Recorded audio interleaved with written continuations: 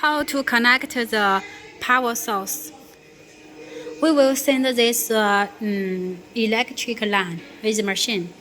Also, there is one line for chiller, one line for the machine.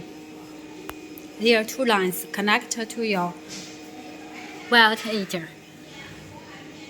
This is the machine line.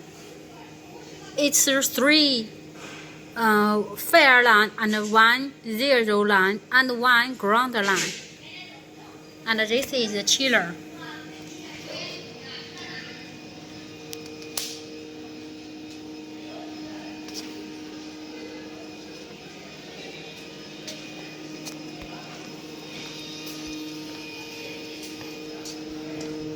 Chiller with this line.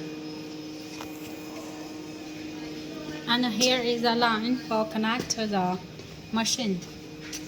Machine with this line. Please attention. Machine must firstly open the chiller and the chiller must connect the signal line. This black signal water protection signal line. Let the machine know the chiller is connected. Then machine can be opened.